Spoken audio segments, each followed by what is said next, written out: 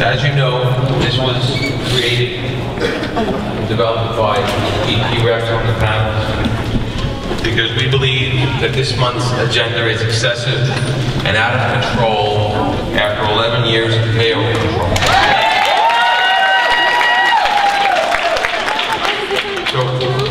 So we believe that supporting this resolution will safeguard the interests of our school communities and bring them the necessary support that they need.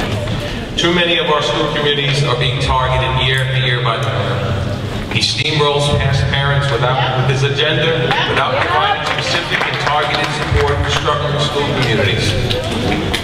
And when it comes to co-locations, traditional public schools are forced to absorb overcrowding conditions, which can increase class size and threaten successful programming in the building.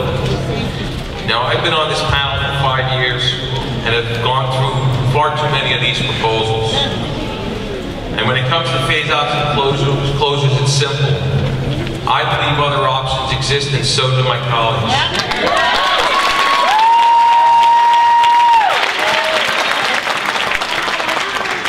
It should be used as a last resort, not a first option.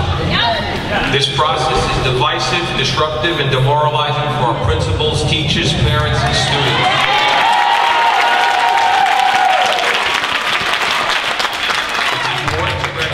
These situations don't happen overnight. It develops over time, without much intervention by the mayor to recognize it and fix it. His action is determined by data, not intervention and support, which is a flawed process.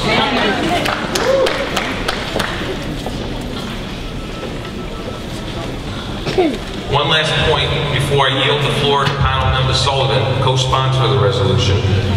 We know that budget cuts hurt every school, but they hurt schools the most who serve a high-needs population. 2 years ago, after business, computer applications, and entrepreneurship high school was voted for phase-out, but saved by a lawsuit, they inherited the perception of a failing school without targeted support thanks to the mayor. And when their enrollment dropped, so did their budgets, in addition to the budget cuts. This action had a major impact on their learning community, one that many schools on the agenda today have to live through too. These systemic issues are part of the problem. Insufficient funding, overcrowded learning environments, and failed and unproven policies ultimately lead to bad results. More needs to be done sooner when the problems are recognized, not 3 years later when it becomes a Herculean task for our principals. I'd like to yield the floor to panel member Sullivan. Mr. Chairman, if I may just briefly address the charter school aspect of the moratorium. Charter schools were originally intended to be laboratories for innovation and as a vehicle for community involvement in schools, and to serve high-risk or at-risk students weren't being addressed in the public school community. Instead, charter schools discharge struggling students to improve their community involvement by blocking the formation of parent-teacher associations. They consume large amounts of resources, despite the fact that they have deep-pocketed charter management change who have accumulated substantial assets through public funds and private donations. They block public schools from expanding, successful public schools that are in great demand by our communities. And worst of all, charter schools have become a vehicle for privatization, for taking our public schools accountable to the public and turning them over to boards of wealthy philanthropists who have no real knowledge. And as we've seen enormous opposition amongst parents, teachers, elected officials, community leaders, and members of the clergy, we seek tonight to call a moratorium for charter school co-locations until some of these issues can be resolved. Yes.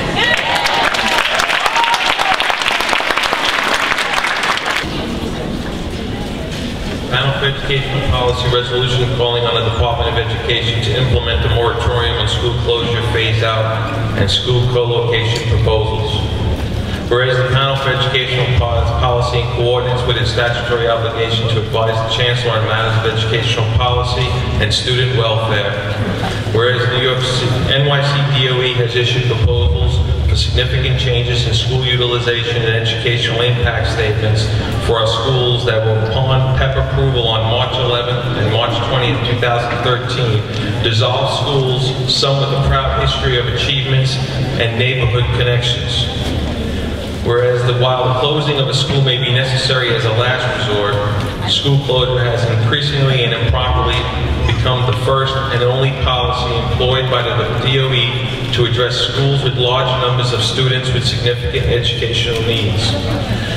Whereas in hearings and meetings held subsequently, it has become clear that the mayor's school improvement strategy may destabilize thousands of students in primarily large, comprehensive high schools and fundamentally arbitrary criteria without offering ample professional development opportunities, penalize the very people who have made significant improvements in several schools.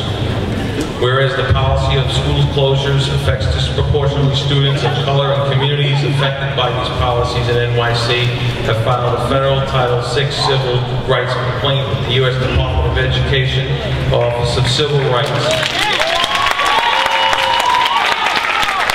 Citing the closing of schools and the criteria and methods for administering these actions are discriminatory towards low-income minority communities.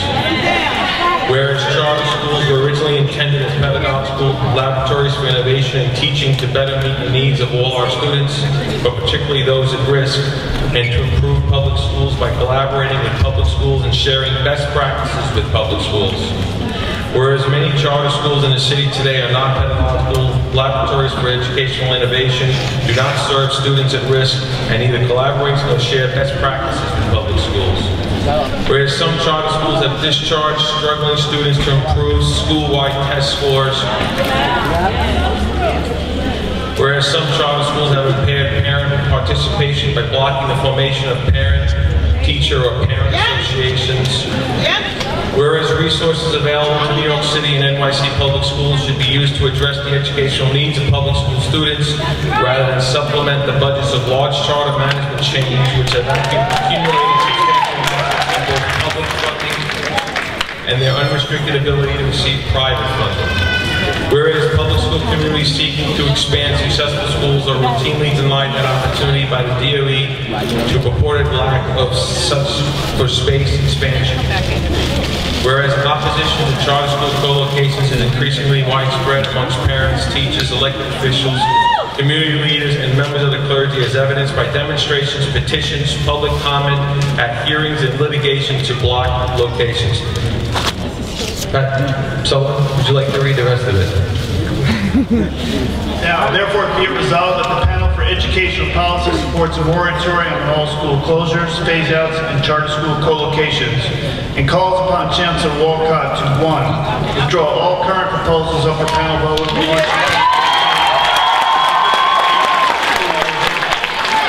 2. Impose a moratorium on all school proposals until public presentations are made in every borough reflecting on how this method will raise student achievement in lieu of existing models. 3. Conduct school-by-school transparent reviews of our current school improvement strategies to assess which measures and programs have been effective or are showing promise in raising student achievement while improving the school environment. These transparent reviews should include all stakeholders. 4. Examine school intervention plans that may be in place, bearing in mind those improvement strategies contemplate multi-year plans that none of the schools may have exceeded the time allowed under federal guidelines. 5. Ensure that all struggling schools, whether or not they are undergoing federally specified reform plans, are given adequate support so that the students will not only graduate but receive the quality of education that will make them college or career ready. 6. Provide a full accounting as well as facilitate independent research of the educational outcomes of students remaining in previously phased-out schools. And 7. Fully cooperate with any investigation of Title VI civil rights complaints is filed. In their school. There are students here tonight that could be at home doing homework, but rather than doing homework, they're learning how to stay in school.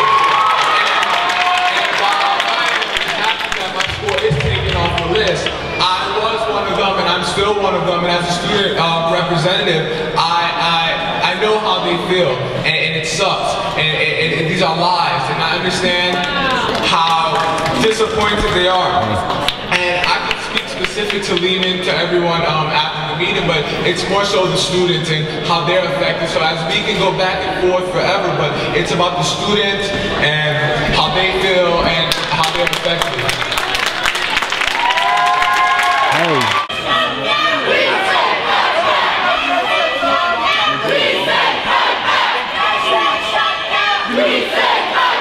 Department of Education to implement a moratorium on school closure, phase-out, and school co-location proposals. All in favor?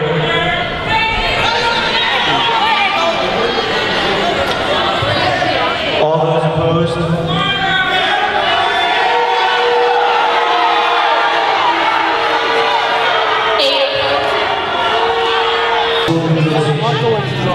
That's like Markowitz. Sell out Markowitz. For the measure passed. You voted against it? Measure was defeated. Markowitz! And one abstention. Madam Secretary, could you please present the 3 residents? Phased out, saved by a lawsuit, and then for 2 years you said you gave dedicated attention to that school. But yet that school wasn't one of the schools getting Transformation or Restart last year, and all those schools getting Transformation or Restart last year are not on the list this year. So I'm trying to quite understand how during the early engagement process at the Business, Computer Applications and Entrepreneurship High School that I attended, that network leader there did not state, when the parents asked, what have you done for our school lately, she didn't say anything of the supports that you just spoke about. So the parents in that early engagement process were not told of this. So we can agree to disagree on the process on how to fix schools, but the fact is that the communication was not there at the early engagement process. And that's the sentiment out there right now. Thank you.